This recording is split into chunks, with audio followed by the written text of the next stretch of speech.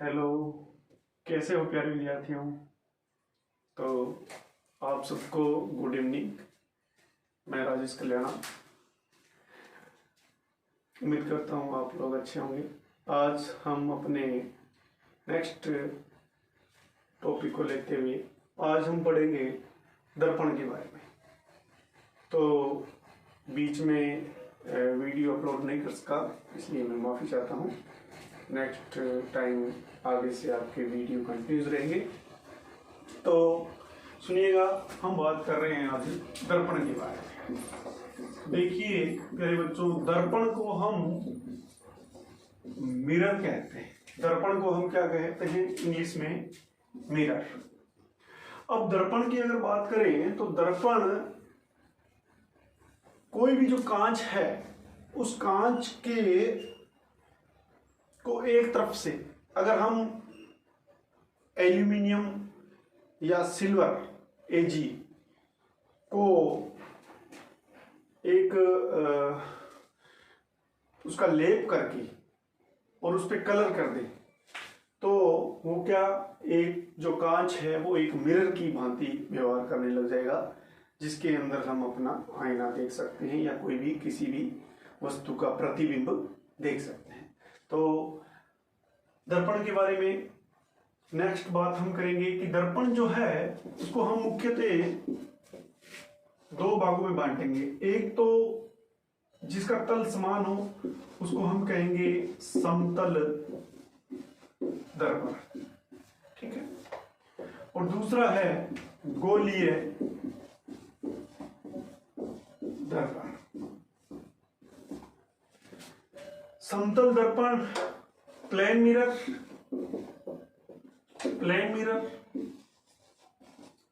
और ये spherical mirror, ठीक है। तो समतल दर्पण के अंतर्गत हम जो डेली रूटीन में जो घरों के अंदर जो दर्पण यूज कर रहे हैं या फिर नाई की दुकान के अंदर जो दर्पण यूज किए जाते हैं वो है गोलीय दर्पण। में हम दो प्रकार के दर्पणों को पढ़ेंगे। एक दर्पण को कहते हैं अवतल दर्पण और दूसरा जो दर्पण होगा उसको हम कहेंगे उत्तल दर्पण। जो अवतल दर्पण है उसको हम इंग्लिश में कॉनकेव मिरर कहेंगे और जो उत्तल दर्पण है उसको हम कॉन्वेक्स मिरर कहेंगे, ठीक है। तो सबसे पहले हम बात करते हैं इसके ए पार्ट की, उसके बाद में हम बात करेंगे बी पार्ट की। बी पार्ट में हम इसका अवतल दर्पण में फर्स्ट और इसको हम पढ़ेंगे सेकंड। तो उम्मीद है प्यारे विद्यार्थियों की आप इसको ध्यान से पढ़ेंगे। एक एक इसके अंदर जो कॉन्सेप्ट है, लॉजिक है, उसको अच्छी तरह से आप समझ के इस पर आधारित हम क्वेश्चन भी कुछ प्रॉब्लम्स जो होगी वो भी हम इसको सॉल्व करेंगे। तो बात करते हैं हम कि समतल दर्पण के अंतर्गत हम क्या कुछ पढ़ने वाले हैं। देखिएगा, समतल दर्पण में समतल दर्पण नाम से ही पता है कि जिसका तल जो है वो समान हो, जिसका तल समान हो हम उसको समतल दर्पण कहते हैं। जैसे मान लो समतल का मतलब जिसका तल क्या हो, जिसका तल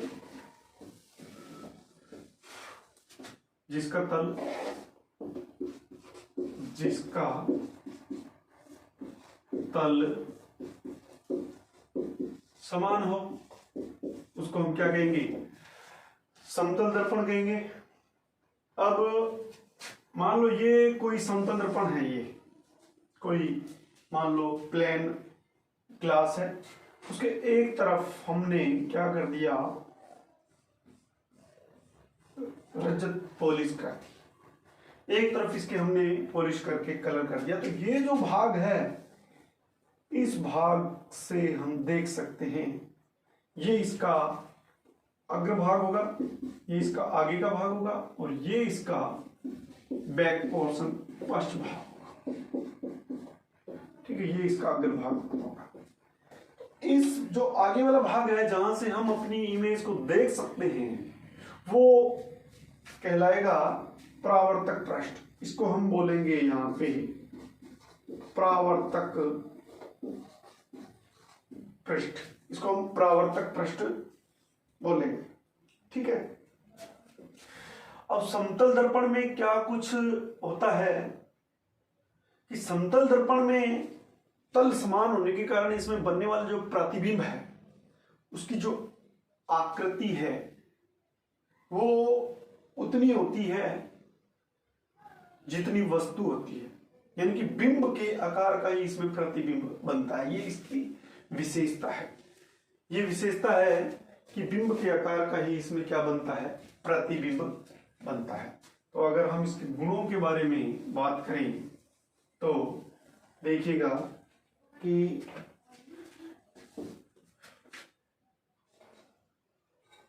वस्तु के आकार का वस्तु के आकार का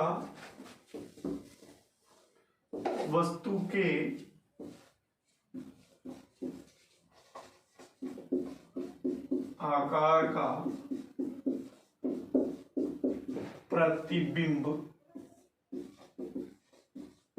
बनता है। ठीक है। दूसरी बात, अब अगर मान लो ये मिरर है और इसके यहां पे कोई ऑब्जेक्ट है तो वस्तु का ये दूरी मान लो कि मान लेते हैं कि ये इससे 1 मीटर की दूरी पर है। दर्पण से ये वस्तु 1 मीटर की दूरी पर है। मान लो ये कोई वस्तु है और 1 मीटर की दूरी पर है, तो उतनी ही दूरी पर 1 मीटर की दूरी पर ही आगे इसकी इमेज बनेगी। कोई भी जो वस्तु रखी है उसका प्रतिबिंब बनेगा। तो ये ऑब्जेक्ट है और ये क्या है, इमेज है। तो ये भी क्या होगी, 1 मीटर होगी। कहने का मतलब जितनी दूरी पर वस्तु होगी उसके बिल्कुल उतनी दूरी पर पीछे क्या होगी, वस्तु होगी। तो हम कह सकते हैं कि अगर वस्तु 2 मीटर पर दूरी पर है तो इसकी इमेज कहां बनेगी, दर्पण से उसके पीछे 2 मीटर, यानी कि वस्तु और दर्पण के बीच की दूरी 4 मीटर हो जाएगी। ठीक है। अब इसको हम ऐसे भी कह सकते हैं कि जिस वेग से वस्तु इधर की ओर दर्पण की ओर भागेगी तो उसी वेग से प्रतिबिंब भी दर्पण की ओर भागेगा। तो इसमें आप थोड़ा ध्यान रखना। नेक्स्ट बात इसके अंदर है कि अगर हम बात करें कि इसमें जो प्रतिबिंब बनेगा वो प्रतिबिंब कैसा बनेगा, प्रतिबिंब आभासी और सीधा बनेगा। प्रतिबिंब कैसा बनेगा, आभासी और सीधा प्रतिबिंब इसमें बनेगा। पहली बात, आकार समान होगा। दूसरी बात, इनके बीच की जो दूरी है दर्पण और वस्तु, दर्पण और प्रतिबिंब, इनके बीच की दूरी बराबर होगी और आभासी और सीधा प्रतिबिंब बनेगा। नेक्स्ट इसका गुण है कि इसमें पार्श्व परिवर्तन होगा। पार्श्व, लेटरल, यानी कि इसके अंदर जो भाग इसका कोई वस्तु का दायां होता है वो समतल दर्पण में बायां दिखेगा और जो बायां होता है वो क्या दिखेगा, दायां दिखेगा। तो हम इसमें कहेंगे कि इसमें पार्श्व परावर्तन पाया था। पार्श्व परावर्तन पाया जाता है। अब जो पार्श्व परावर्तन है उसको हम कहेंगे lateral inversion. Lateral inversion, lateral inversion इसमें पाया जाता है। अब के से लेटरल कि जो भाग दायां होता है वस्तु का वो किस में चेंज हो जाता है, बाएं में, और जो बायां होता है वो किस में चेंज दिखाई देता है, दाएं में। तो हमारा जो बायां पोर्शन है वो दायां दिखाई देता है और जो दायां है वो बायां दिखाई देता है। जैसे मान लो इसके अंदर अगर ई हम इस टाइप से लिखेंगे तो हमें ई जो है वो इस टाइप से दिखेगा। अगर हमने ई ऐसे बनाया तो इसके अंदर ई जो है इस टाइप से दिखेगा, ठीक है, इस टाइप से ही दिखेगा।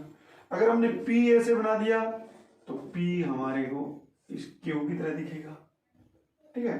अगर हमने 6 बना दिया तो ये हमें इस टाइप से दिखेगा।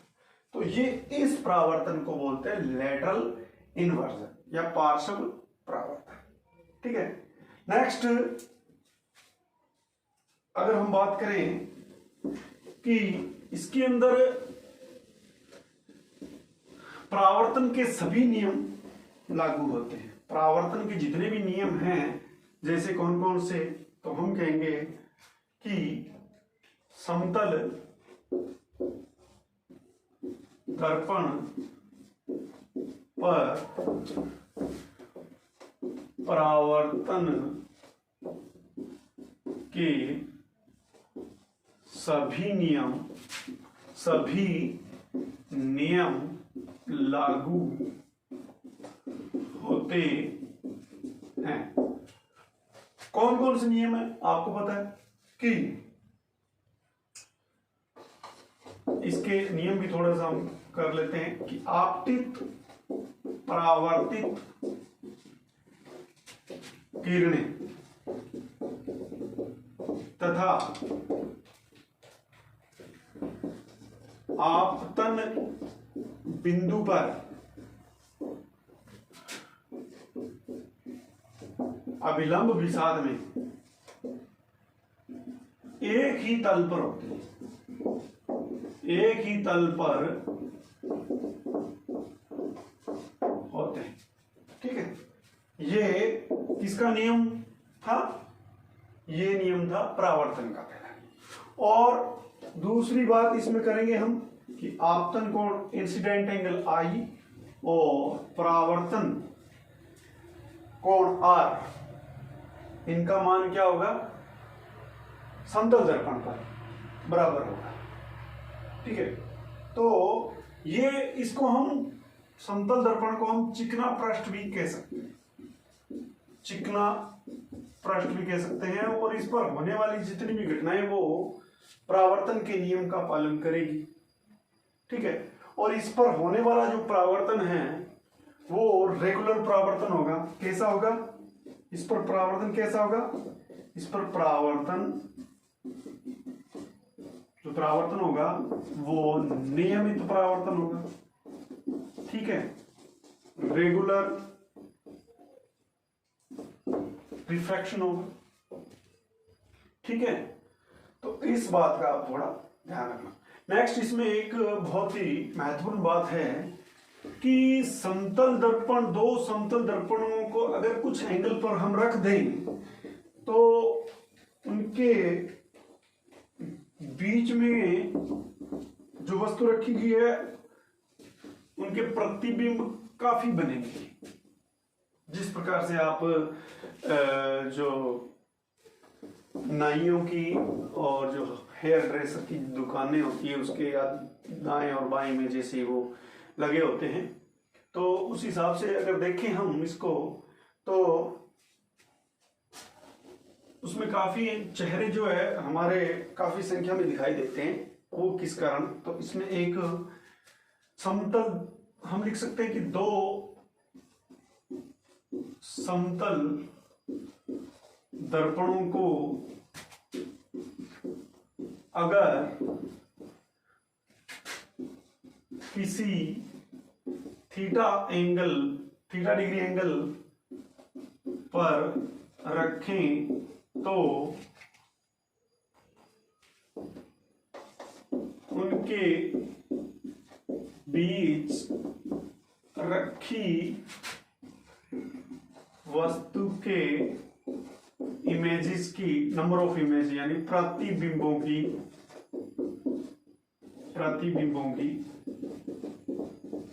संख्या, उसको हम प्रतिबिंबों की संख्या को अगर कहें n, तो n बराबर 360 degree minus theta upon theta minus 1, ये इसका हम फार्मूला कैलकुलेट करेंगे। तो अगर मान लो कि एक दर्पण इस प्रकार से ऐसे रखा हुआ है,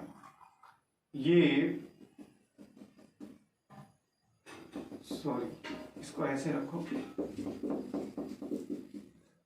इसको ऐसे रखो। ये जो दर्पण है वो A है और ये दर्पण जो है अलग है, B है।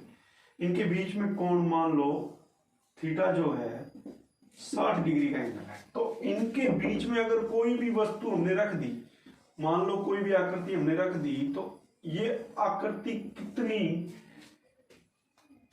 इसके कितने प्रतिबिंब बनेगी, ठीक है। तो इसके प्रतिबिंबों की संख्या हम इस सूत्र से ज्ञात करेंगे। तो प्रतिबिंबों की संख्या होगी 360 डिग्री बटा में 60 डिग्री माइनस 1, यानी कि इसको काटेंगे तो 6 में से 1 गया तो 5। तो प्रतिबिंबों की संख्या क्या हो जाएगी इसमें, प्रतिबिंबों की संख्या हो जाएगी इसमें 5। इस प्रकार से आप इसमें थीटा का मान रख के और कितने प्रतिबिंब होंगे इस प्रकार से आप निकाल सकते हैं, ठीक है। तो ये समतल दर्पण की बात हुई। तो नेक्स्ट अपना जो वीडियो होगा वो होगा गोलीय दर्पण के बारे में। तो तब तक के लिए आपको वेट करना पड़ेगा। तो तब तक के लिए धन्यवाद। जय हिंद, जय भारत।